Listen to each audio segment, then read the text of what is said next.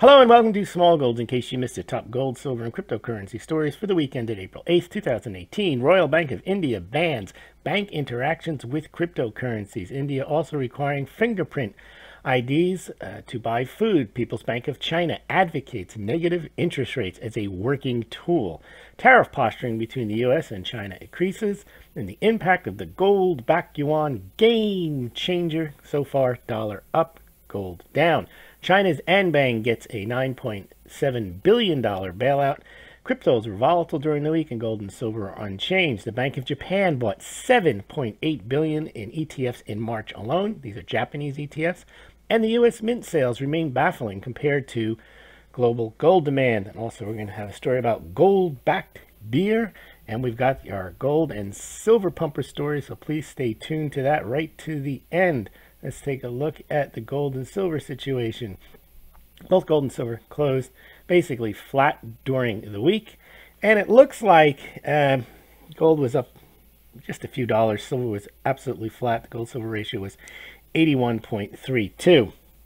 Now, what I think is happening in the precious metals market is if there's going to be a bull market, it's going to happen in gold first. And I think that traders realize this, and they may be laying on their short positions in silver. And if there are events in play that make gold go higher, they want to be on that gold train now. There's plenty of time to catch up with silver if indeed the bull market in gold takes hold and gathers some steam.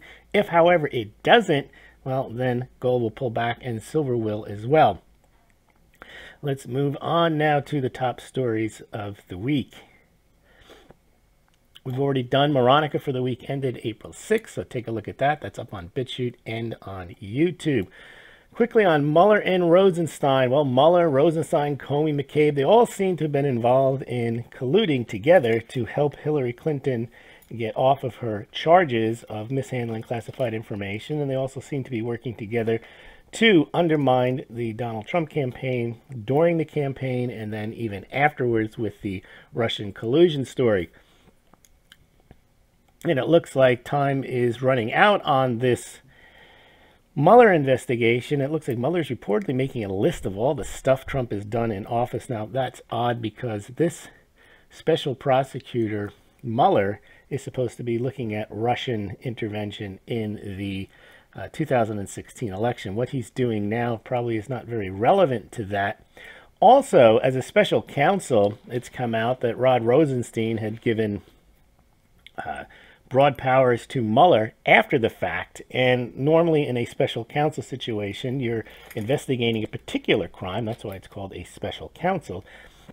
And in this case, it was basically looking into almost everything and anything, and it seemed to only be directed towards Donald Trump, because if it was an investigation and it was supposed to uncover Russian intervention and collusion in the 2016 election, that would be a counterintelligence probe, and that would either be handled by a Senate investigation, or if there was a special counsel, there'd have to be a specific crime they were looking at, and that would involve looking at all aspects of Russian involvement in the election, or Russian potential involvement, and that would include interviewing people in the Bernie Sanders campaign, Jill Stein campaign, Hillary Clinton campaign, Uranium One, all the things dealing with Russia, and including Donald Trump.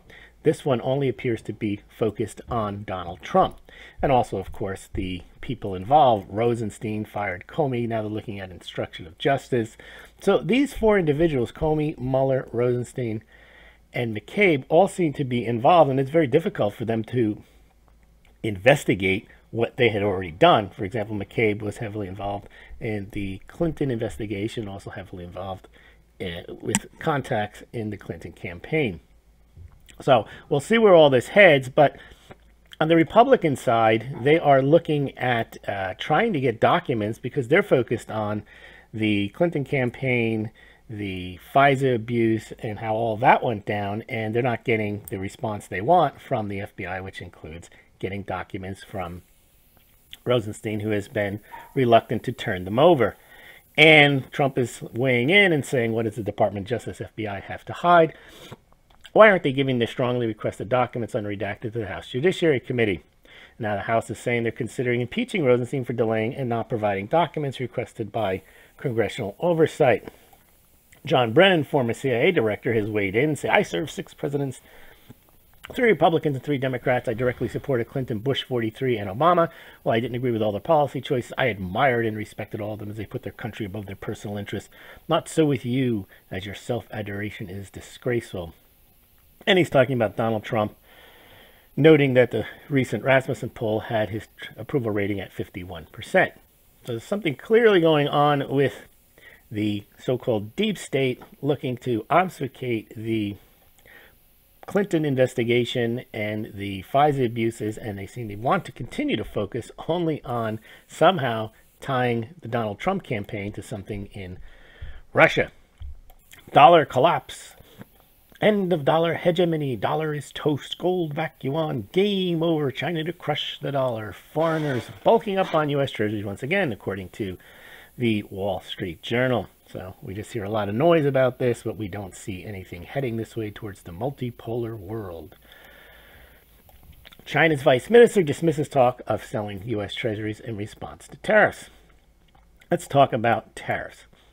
It's an important topic here. So China responded to the U.S. tariffs by placing their own tariffs and duties on U.S. soybeans, nuts, pork, fruit, wine. Now, these are items that China actually needs, and they're not discretionary items. They are a way of feeding their population. China's a centrally planned economy. They have determined, or at least they had determined, that these are the items that they were willing to import from the United States. And net effect of this will be that their prices will be higher on nuts, soybean, pork, fruit, wine, whiskey, things of that nature. And what that also will mean from the United States perspective is those items will become less expensive for Americans. Now, that may not be good for farmers, because if they can't make up the difference of what they were going to sell to China, that is reduced because of the tariffs, those goods will either have to be sold somewhere else, or they'll have to be sold internally, which will mean the prices will probably drop, or, which is possible, the farmers may just have to reduce production. Now, that's the same situation going on now with oil, because China is also now talking about putting the tariff on the U.S. shale oil. But that's not going to hurt the United States either. That's just going to make Chinese energy costs go higher, because the United States, in that circumstance, would also have to retain that oil, which would mean the prices of oil in the United States would go lower, or they'd have to find another buyer, or they could, but I doubt it, cut production, because the shale oil companies do not have the luxury of cutting production, because many of them are heavily indebted and will need the cash flow from the higher production or the current production rates to meet their debt obligations. So what's happening so far as I see it is this is exactly what Trump wants. China is now saying they'll respond to any new tariffs with the same scale and same intensity, which means parity. That's exactly what Trump is talking about. He's saying that, look, we try to send a car to you, you charge 25% tariff, you send it to us, we only charge 2%. Well, if you get the type of parity he's talking about, then the two countries can sit down at the table and say these 25% tariffs on both sides are too high. Let's reduce both of them. So I think so far Trump is right that this is not a trade war that's being fought. The trade war has already been fought and won by China. Now, it was fought and won, but it was conceded by the United States long ago, because this is what the two countries wanted. The United States wanted China to be the world's producer of low-cost goods, and the United States wanted to benefit from that, but they've now changed their mind. They think there's some strategic issues with that approach, and also there's some job issues, meaning that the United States has lost a lot of its manufacturing base as a result of that deal that was made voluntarily. But as I mentioned, one issue for the United States would be if the United States were to put tariffs on essential Chinese goods coming into the United States, for example, refrigerators, televisions, such, which I guess is essential, things of that nature, white goods, toasters, and so on, that would cause a price inflation on and hurt the American consumer. However, so far, the the products that the Trump administration has decided to target are things like robotics, information technology, and aerospace. A lot of that has to do with, those are products that perhaps China uses American intellectual property and doesn't pay for, produces those products, sells them in their own country, sells them abroad, and sells them back to the United States. So these are things that are not necessarily going to impact the United States in terms of inflation. Same with the steel tariff. So currently, right now, the tariffs that the United States has proposed are going to hurt China more in terms of what goes over to them, because they're going to have to pay more for it, and what they're counting on and selling at a high margin back to the United States. Because China, again, if they're centrally planned, they have been planning on keeping the current situation in place that they presumably are happy with, and have arranged their affairs around the cash flow that they get from trade from the United States and the cheap foodstuffs and oil that they also get from the United States. Now they're going to have to redo their models and figure out how this is going to work, because they certainly have figured out how much food they need from abroad and how much they're willing to pay for it, as opposed to how much they can grow themselves or get from other sources. So reciprocity is probably something that the Chinese don't want. They have been counting on and used to the way things are. Now, what I've said was this was not a war. That war has already been lost and conceded, and Donald Trump had once said that trade wars are easy to win, and he said the other day, when you're already down 500 billion, you can't lose, and he's absolutely right. And I mentioned that in an interview with Wall Street for Main Street. You can check it out here. The U.S. lost the trade war with China a long time ago. So all they can do now is scratch back some gains. And basically you're seeing that in that China's going to now talk about the intellectual property issues that they have with the United States and perhaps get some concessions. And they're also probably going to lower tariffs on U.S. goods in response to the current actions that the Trump administration is taking. So corn, cotton, soybeans, beef, pork, tobacco, whiskey are among the goods Chinese market China will make subject to tariffs. Well, that might hurt the U.S. farmer initially, but it'll also make those products more inexpensive in the United States, which would offset some of the higher prices on Chinese products. Now, if the Trump administration were to place tariffs on a lot of the finished goods, that would cause price inflation. But there's a lot of stuff that China sends to the United States that the United States really doesn't need. And I'm talking about in terms of trinkets, not refrigerators and larger goods, things that people need.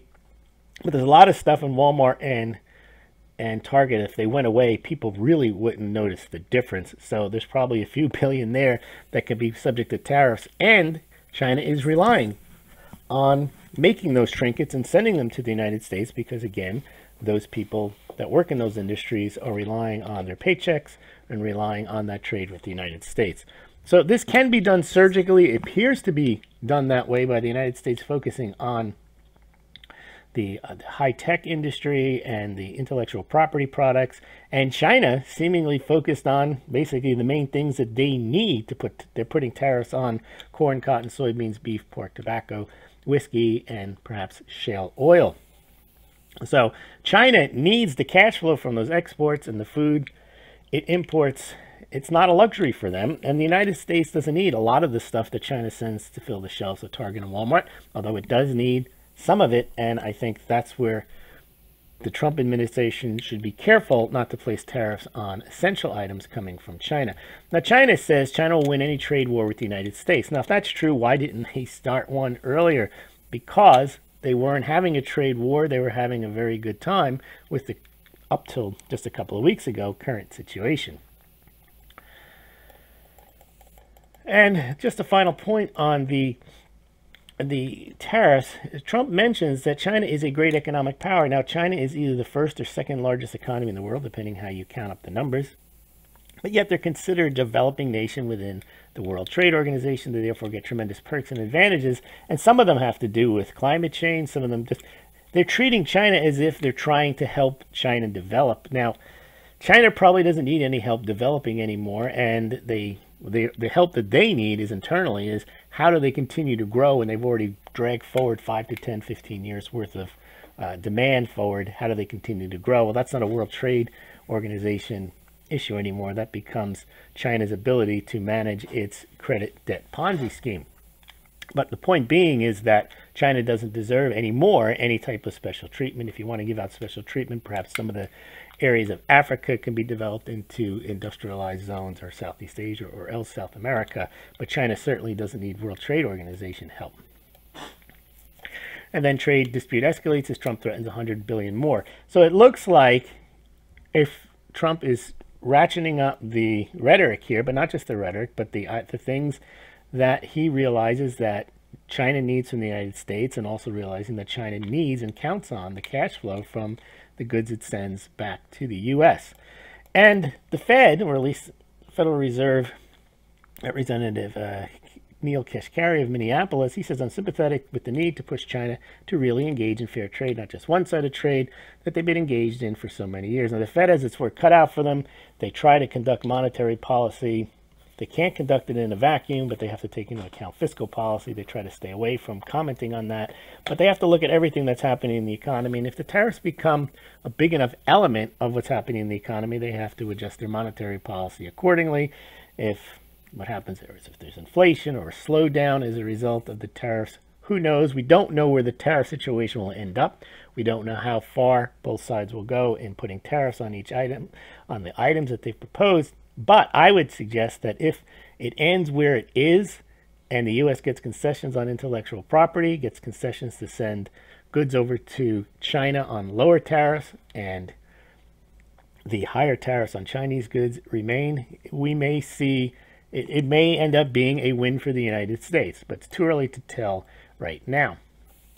Now, who talks like this? Well, this is our friend Mitch McConnell. He's the head of the Republican Party, or at least he's the Senate Majority Leader, and he said the other day that midterms will be bad for the GOP. It's just a question of how bad. Now, who talks like that after the head of the party? You're supposed to be talking optimistically.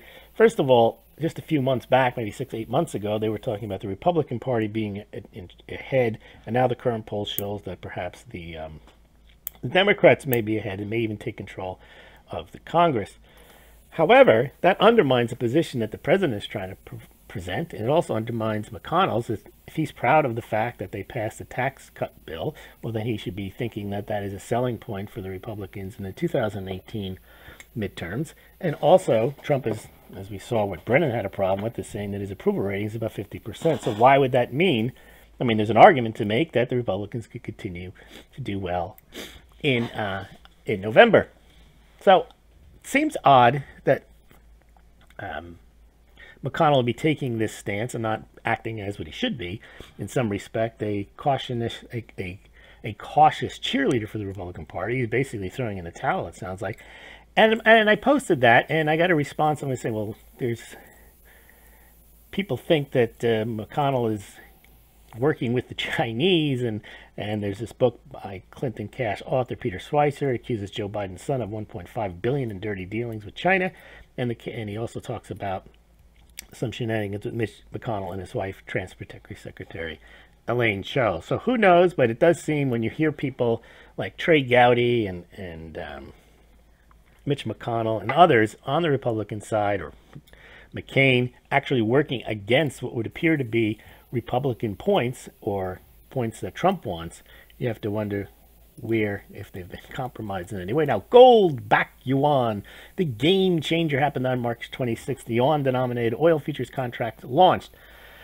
As I said all along when this story first surfaced back in September in the Asian Nikkei review, there was no gold backing of the yuan. There was no gold exchangeable on the Shanghai Gold Exchange in connection with this contract. There was always going to be just a yuan-denominated oil futures contract as part of the Chinese effort to internationalize the yuan. Internationalizing the yuan is not the same as crushing the dollar. Internationalizing the yuan is a slow and steady project that the Chinese have. It's not their number one project. They have many projects going on in the concept of their central planning. I've read from Chinese documents that they expect it, and not even expect it to necessarily happen, but they expect it could take up to 10, 15 years, if at all. So all this hype over gold-backed yuan, game changer, gold exchangeable on the Shanghai Gold Exchange, and once they realized that was all nonsense, as it was pointed out to them, the gold pumpers switched to, well, the yuan-denominated oil futures contract will create a gold triangle, creating demand for gold as oil producers exchange their yuan for gold on the open market. Well, oil producers have always had and always will, if they wish, to take the proceeds and go buy gold. So far, we've seen none of the kind. The yuan-denominated oil futures contract is only traded for a few hours a day during the week. And again, That's what China wants. This is a baby step. They want to see how the contract goes. More importantly, right now, they're more concerned about being able to manipulate their currency. And if they have to do a yuan devaluation, which may happen if the United States continues to put tariffs on China, then China will have to devalue the yuan. Well, that'll screw up the entire yuan-denominated oil futures contract. Who would want that if they know that the yuan is going to get devalued? So, but again, that just shows that they have a higher priority than crushing the dollar.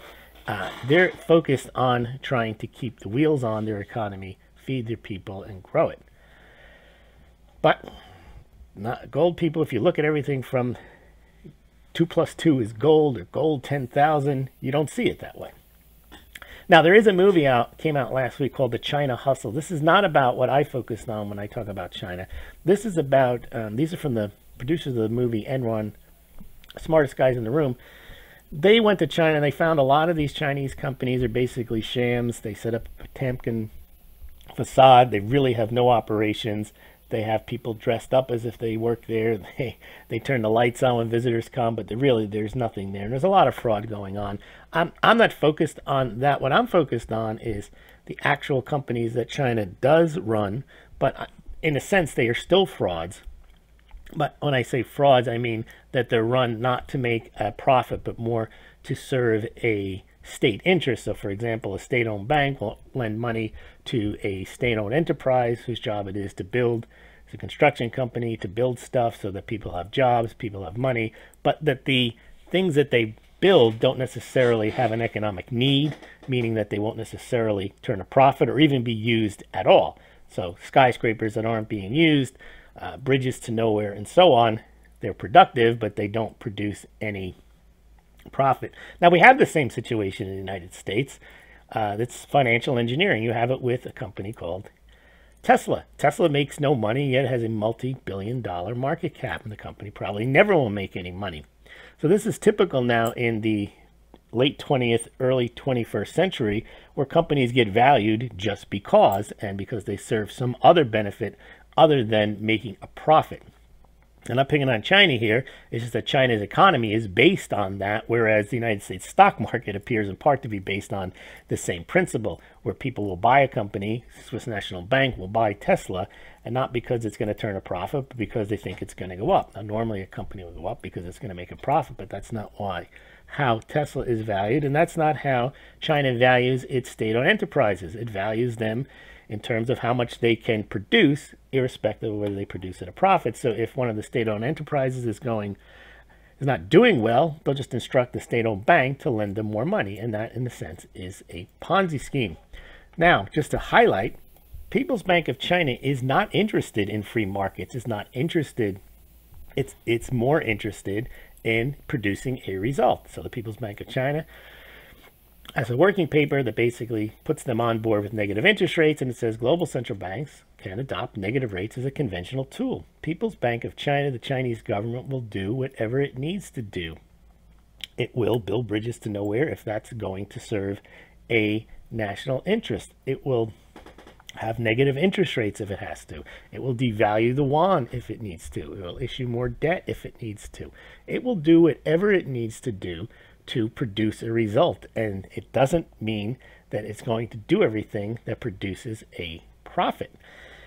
So China can build ditches and fill them back up again. That's the old Keynesian line, but they're smarter than that. They don't build ditches and build them because they know that there's really not much economic activity in building ditches. So they will build skyscrapers, they will build bridges, roads, tunnels, airports, and basically people think that, well, at least that's them being productive, and therefore this is economic activity, and it's a shining example of how productive it is. However, just mere production that isn't the result of an economic need, but rather is done at the direction of a centrally planned authority, doesn't mean the underlying economy is sound, as misdirected production can be counterproductive. What I mean by that is, for example, in a prison, you can make the prisoners productive. You can give them stuff to do, but it's not really productive. It's just work. It's make work. Now, I'm not saying that in China the people are prisoners. What I'm saying is that if the government is directing activity that isn't in response to an economic need, and it's in response to a government need, meaning that they need to keep the people busy, they need to keep them fed, and they build stuff that people don't need, that isn't really being productive. That's actually counterproductive, because if you borrow money to build stuff you don't need and it never returns an investment, that isn't an asset. People like to say, oh, China has all this infrastructure, even if there's a financial crisis, they can use it. No, they can't use it. If they had no use for it when they built it, in a financial crisis, they'll have even less use for it. And that asset is not an asset. It becomes a liability because it's not producing income. And it also needs to be maintained. And that costs money. And why would you maintain infrastructure that doesn't produce a profit and isn't being used? Well, that's my view on the Chinese economy. Now they're saying the Chinese state-owned banks are told to stop government loans. Yeah, okay, what happens if they do, and what happens if they don't? Think that one through. Now, this is from Bloomberg, 134 billion maturity wave could trigger default. Of course it could. And here you have, that's 134 billion of these loans coming due. They can't pay them. So what happens in China oftentimes is they either pretend it doesn't exist, write it off, or they lend more money to the entity that can't pay back the money, or they just convert it into debt and say, well, I mean, to equity and say, well, we can never pay this back, so therefore it's not really debt. It's a form of equity. China's Anbang Insurance gets 9.7 billion in capital injection. Now this is a bailout, and they'll probably have to give them even more money. And China says it will actively resolve shadow banking risk. Of course they will. What else are they going to say? Venezuela, say it ain't so. Crypto rating sites are already calling Venezuela cryptocurrency El Petro a scam.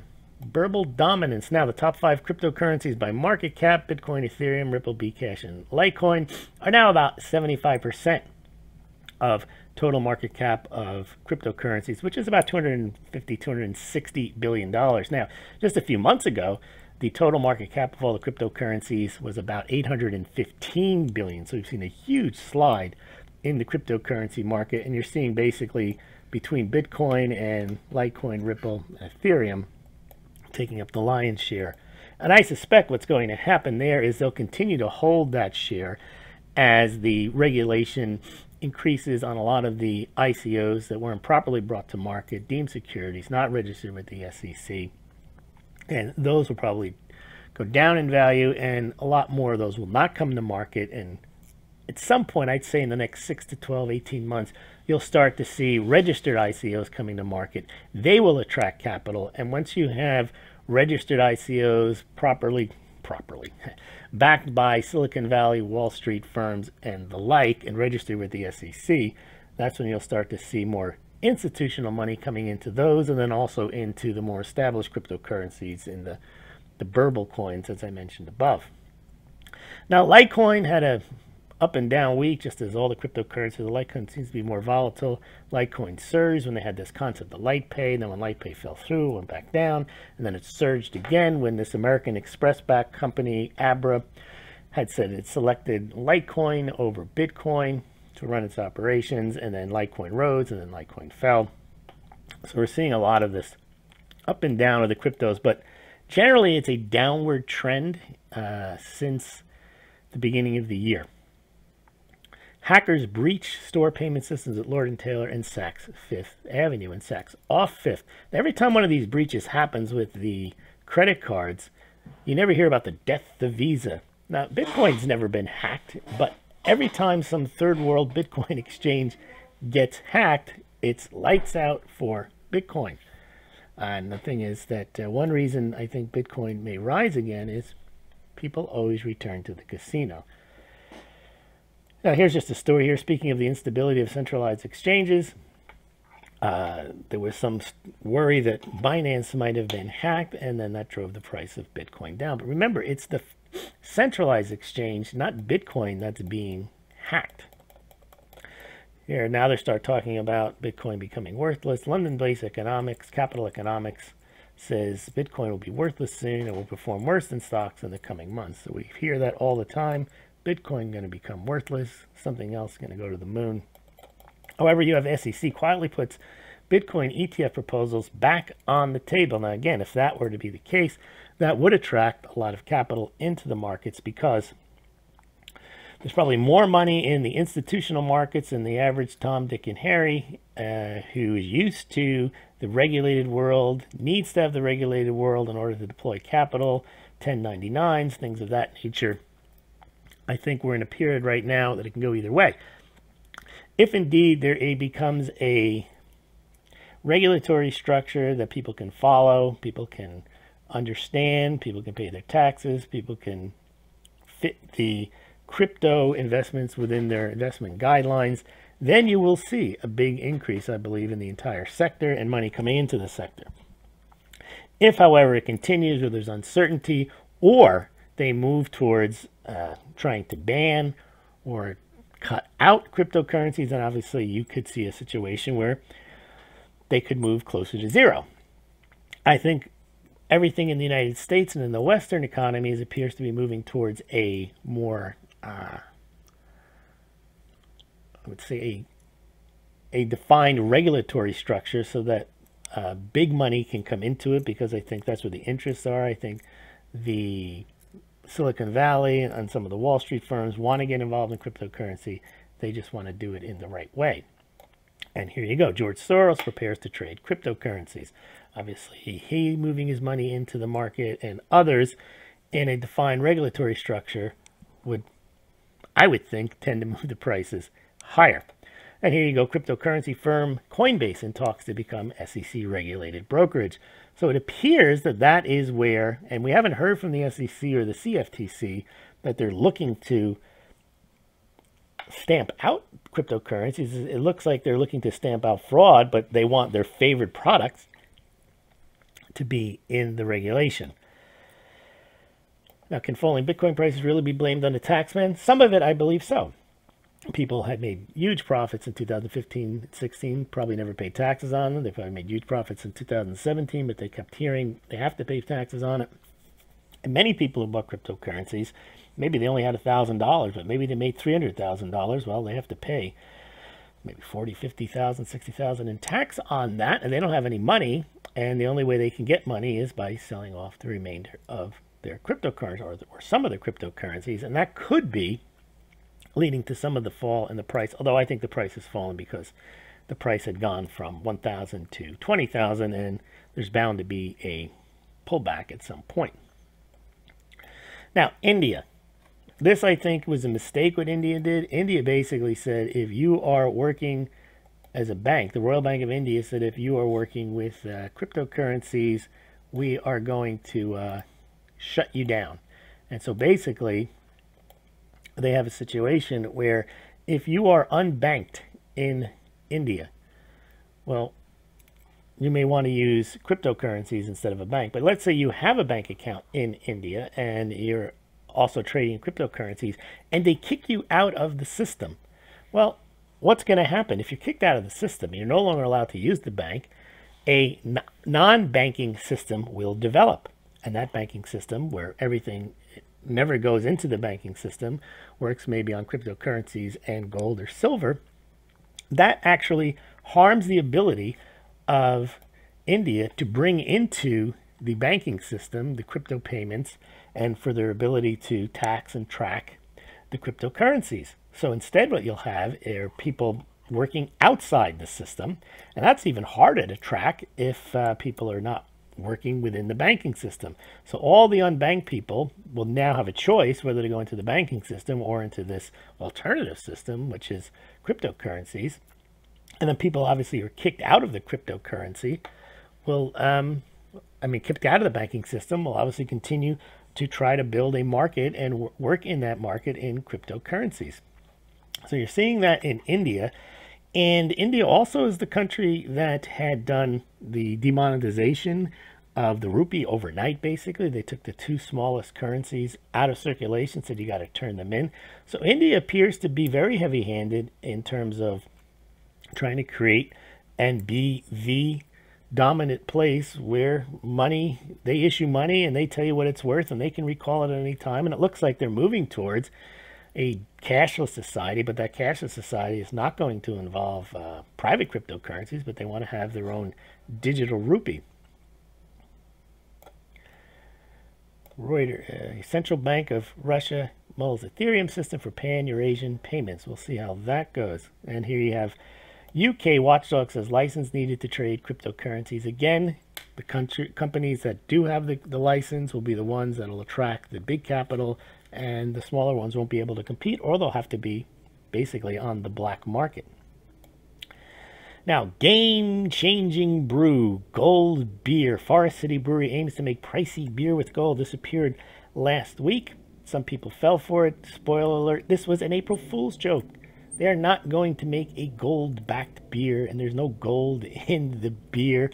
And I had some fun with it as well, saying this was going to create a big new demand for gold, and that gold would go skyrocketing as a result. Some people actually believe this. They still believe it. I think Shift Gold put out something. They acted as if this was true after the April Fool's date.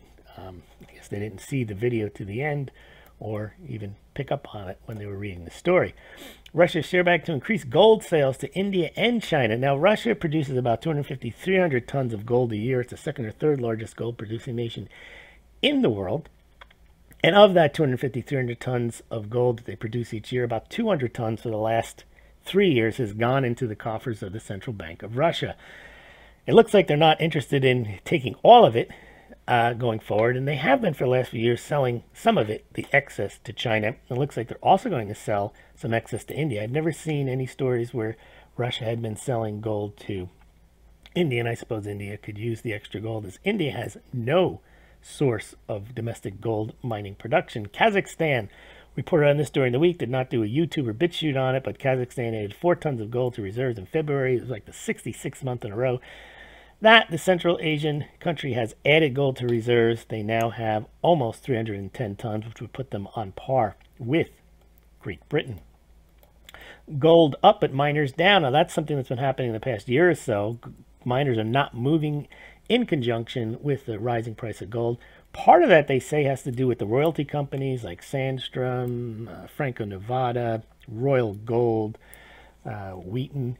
They actually are hurting the miners because they lend the miners money, but in return for the loan, they don't get their money back. They get to purchase the gold and silver at below market prices, and that means when the price goes higher, that's not helping the mining company, it's going to help the royalty company. Game changer. Let's see, it's the gold beer. That was a joke. Now, Chinese investors rush to gold ETFs as trade angst adds to risk. Now, I thought there's a big tale out there that Chinese only buy physical gold. No, they buy both. It appears that they also buy these ETFs. There's a cat reading Sun Tzu. He's picked up on the Sun Tzu craze. He's long gold. Game changer, says the cat. Meow. Now, cashless society. We've written about this. One of the problems in the cashless society, in the dark side of the cashless society, is that you can get kicked off the banking system, and then you have nowhere to go. And then, of course, you have the situation like we just discussed in India. Well, then you're forced to find other ways to transact, and you have to transact outside the banking system, and that could be in the black market. But if there's no cash, you really can't use cash, so you have to use things like cryptocurrency, gold, or other means of barter. Well, it's dawned on Sweden that if individuals can get shut off the banking grid, so can entire countries. And I'm not talking about the SWIFT system. What Sweden is worried about is if Vladimir Putin were to invade country, well, then he could shut down Sweden's digital banking system, in which case the Swedes would have no way of fighting back. So now they're starting to realize that they may need to keep cash around. They may need to re-encourage people to use cash, because if Putin comes in, shuts off their banking system, they have no means of financing the resistance. So cash, you see, would be good there. Now, Big Brother in India requires fingerprint scans for foods, phone, and finance. This is just all part of what I was talking about. India's very heavy-handed approach to try to herd everybody into a digital society where they can tax and track and know basically everything that you're doing. The problem I have with this is I don't think India has the resources. A lot of the country is already not on the grid. It's unbanked. A lot of it does transact perhaps in gold, or at least saves in gold. And there is a fairly substantial cryptocurrency community there as well. So this may be a long-term project, and it may be messy for the Indians. Now, express.co.uk, they were pumping Litecoin last month a lot. It was going to take over Bitcoin. And then all of a sudden they turned into, oh, Litecoin might not make it. Litecoin, because LitePay went away, which I wasn't sure that LitePay was the key to the success of Litecoin going forward. But apparently express.co.uk had pumped that up so much that when that deal went away, they decided not to pump Litecoin away and actually trash it. Well, now they're pumping gold. This sounds like King World News. Gold price set to explode. Reserves dwindle in U.S.-China trade war talks spark panic. So express.co.uk is now a gold pumper. It was a crypto pumper. Gold could explode at any minute, says investor Peter Schiff. And yes, of course, any day or any week or any month or any year or any decade or any time at all, I suppose, according to Permabull Peter Schiff. Now, silver pumper. Now, we've heard the nonsense for years of silver set to skyrocket. The gold-silver ratio is unsustainable. J.P. Morgan is buying silver. Commitment of traders never happened before. Silver shortage. Silver is so useful in our lives. COMEX default. Silver is rarer than gold. We've heard all this stuff, and the price of silver is about $17, just as it was in 2007, 2008. It's the same price today as it was then. Well, here's a few more I came up with. Without silver, there would be no silver. Let that sink in. Trading legend, silver's golden moment is upon us. How you too can profit from the upcoming silver shortage. Trading legend. All these stories, we never hear the end of it, and there are many valid reasons to buy gold and silver. But these pump stories are not the reason. From yoga pants to shampoo, silver is the essential element in our lives. And every Shemitah, the great silver shield will rise in the sky. Now, these people who pump silver, they have like the great pumpkin syndrome. They keep saying it's going to happen, it's going to happen. And the people who listen to this nonsense, they have Stockholm syndrome. They continue to believe that every story that comes out, the latest gold back you on, that's the game changer. Gold and silver will do just fine without these stories. But people are more devoted to the pumper stories than they are actually to the reality of the gold and silver markets. And there's Linus. He's got the great pumpkin syndrome. Now, Sally actually thinks he's a moron. She doesn't have Stockholm syndrome. She can see through it and thinks there is no great pumpkin going to come out of the sky in the next Shemitah. All right, I think that's it for the silver pumpers. How to treat silver derangement syndrome. Yeah, 2012, how to play a COMEX default. Well, buy silver. There is no COMEX default. I've written on that 2 articles why there won't be a COMEX default. And people just say, well, it'll happen. It just hasn't happened yet. Okay. Bank of Japan buys a record $7.8 billion in Japanese ETFs just in March alone. These central banks have become the market. And that is the danger. You talk about eventually the market takes over. Well, if the central banks take over the market, that's not going to happen. And there's estimates out there that central banks own the equivalent of 44% of the world's GDP and all the assets that they own. Equities, corporate bonds, and then sovereign bonds. The Bank of Japan overtakes foreign investors as top buyer of stocks. Well, that means that Bank of Japan owns the entire Japanese market. If they've taken over foreign investors and they buy basically all the Japanese treasury bonds, well, they own the market. And there is no free market there. Well, that about does it. Oh, the U.S. mint sales were non-existent for gold so far in April. Only about 250,000 for silver. Now, what does that mean? This is very, very baffling because global gold and silver demand is robust. According to the World Gold Council, gold demand will be up 1% this year globally, and it was pretty strong last year, and it's been strong the last 10 years.